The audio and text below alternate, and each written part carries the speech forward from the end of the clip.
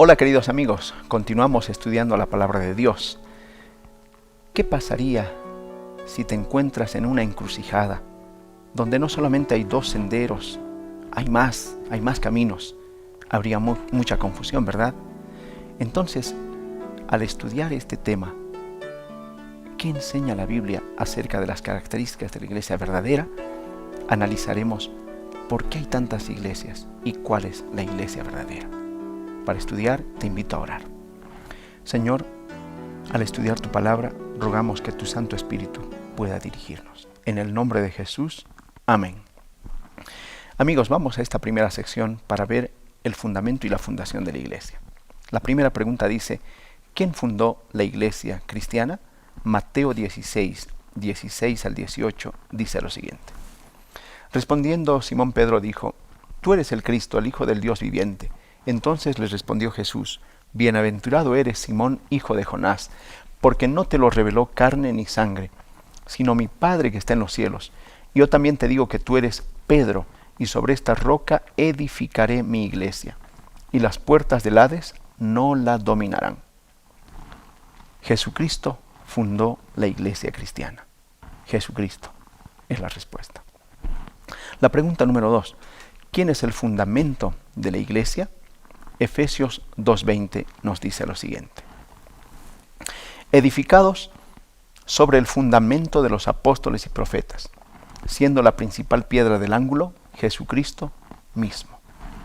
La respuesta es Jesucristo, es el fundamento. Jesucristo. Muy bien, vamos ahora a analizar el tema de la organización de la iglesia cristiana. La pregunta 3 dice, ¿quiénes son los dirigentes de la iglesia? Efesios 4, 11 y 12 nos da la respuesta. Y él mismo constituyó a unos apóstoles, a otros profetas, a otros evangelistas, a otros pastores y maestros, a fin de perfeccionar a los santos para la obra del ministerio, para la edificación del cuerpo de Cristo. Amigo, la respuesta es apóstoles, profetas, evangelistas, pastores y maestros son los que lideran la iglesia humanamente. Vamos a la siguiente pregunta. ¿Cuál es la triple misión de la iglesia cristiana? Mateo 4:23 dice así. Recorría Jesús toda Galilea, enseñando en las sinagogas de ellos, predicando el evangelio del reino y sanando toda enfermedad y toda dolencia en el pueblo. La triple misión es enseñar, predicar y sanar. Enseñar, predicar y sanar. Muy bien. ¿Cómo se debe gobernar la iglesia? Hechos 6, del 1 al 4, dice lo siguiente. En aquellos días, como crecía el número de los discípulos, hubo murmuración de los griegos contra los hebreos, que las viudas de aquellos eran desatendidas en la distribución diaria. Entonces los 12 convocaron a la multitud de los discípulos y dijeron, «No es justo que nosotros dejemos la palabra de Dios para servir a las mesas. Buscad pues, hermanos, de entre vosotros, a 7 hombres de buen testimonio, llenos del Espíritu Santo y de sabiduría, a quienes encarguemos de este trabajo.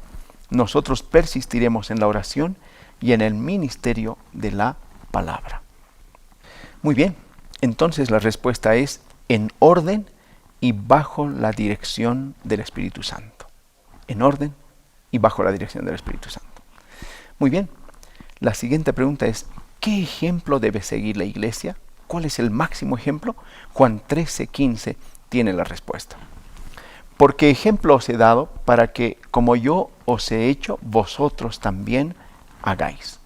Amigos, la iglesia sigue el ejemplo de Jesús, no un ejemplo humano, de algún líder, de algún pastor. El ejemplo de Jesús es nuestro máximo ejemplo. Muy bien. ¿Cuál es la norma de conducta de la iglesia? Apocalipsis 12:17 dice lo siguiente. Entonces el dragón se llenó de ira contra la mujer y se fue a hacer guerra contra el resto de la descendencia de ella, contra los que guardan los mandamientos de Dios y tienen el testimonio de Jesucristo. ¿Cuál es la norma de conducta? Los 10 mandamientos. Los 10 mandamientos dirigen la iglesia.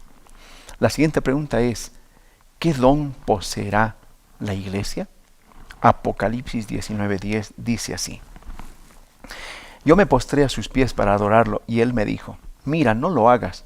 Yo soy consiervo tuyo y de tus hermanos que mantienen el testimonio de Jesús.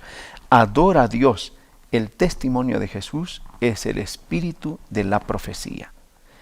El don de profecía es la respuesta a esta pregunta. El don de profecía sería en el tiempo del fin. Muy bien, amigos, ¿qué debemos hacer frente a este estudio? Unirnos a la iglesia verdadera. Tenemos que pertenecer y perseverar, por supuesto, fieles y firmes hasta el fin. Mi querido amigo, después de haber estudiado este tema tan importante, quiero invitarte para que tú aceptes a Jesús y unirte a la iglesia verdadera, para que tú puedas participar de las bendiciones del Señor. Que Dios te bendiga y, por favor, pon tu nombre en este estudio y también la fecha en la que estamos estudiando este tema. Vamos a orar juntos para confirmar este conocimiento. Santo Dios, te damos gracias porque en tu palabra está claramente descrito cómo es la iglesia verdadera y cuáles son sus características. Ayúdanos, Señor, a tomar la decisión de unirnos a tu pueblo. En el nombre de Jesús. Amén. Muy bien, queridos amigos, nos vemos en el siguiente estudio para analizar lo que la Biblia enseña acerca del bautismo. Que Dios te bendiga.